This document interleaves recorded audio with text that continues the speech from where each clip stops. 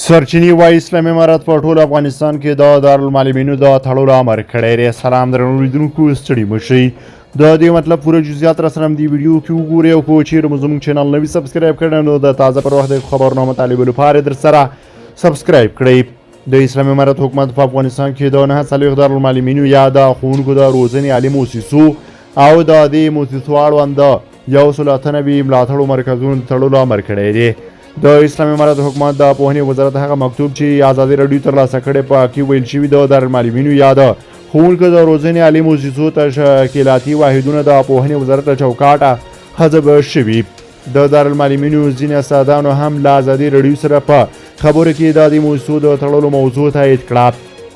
د پوهنې وزارت د یوې سرچینې او د دارالمعلمینو د استادانو د معلوماتو پر بنسټ د پلازمینې کابل او د ولایتونو په مرکزونو کې 49 دارالمعلمینونه او په ولسوالیو کې د دې موسسو اړوند 193 حمایوي یا ملاتړي مرکزونه وو چې د 3600 کادري استادانو ترڅنګ یې 2000 اداري او خدماتي پرسونل درلود. که څه هم د پوهنې وزارت په مکتوب کې ویل شوي چې د دې موسسو استادان او نور خدماتي پرسونل به په نورو ښوونیزو مرکزونو کې لکه ښوونځیو او مدرسو کې جذب شي، خو د دارالمعلمینو استادان بیا وایي په ښوونځیو کې دومره خالي بسونه نشته چې دا ټول استادان په کې وګمارل شي.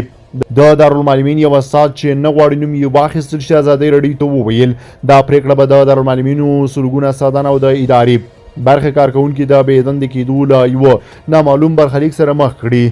هغه وایي دا د ښوونکو د روزنې موضوع د استادانو لپاره ډېره سخته ده.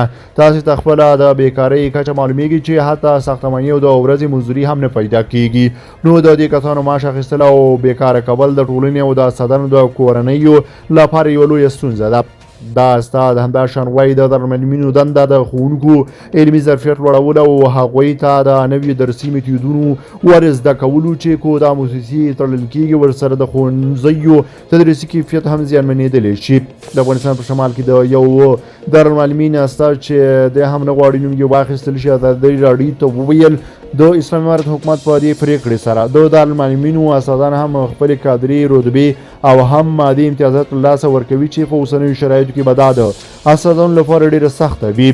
دا استاد وایي ډاډمن نه یم چې داسې ځای پیدا شي چې دوی په کې وګمارل شي، خو که بل ځای مقرر هم شي دا استادان به هم معنوي او هم مادي امتیازات له لاسه ورکړي. معنوي امتیاز یې قدري رتبه ده چې نور دوی په علمي قدر کې نه شاملېږي او همدا ډول مادي امتیازات چې دوی خپل ژوند پرې مخکې وړي لغوه کیږي او یو عادي معاش به ورکړل شي. د دارالمعلمین د استاد د اسلامي امارت له حکومت څخه غواړي چې د دارالمعلمینو د تړلو پرېکړه بیرته واخلي.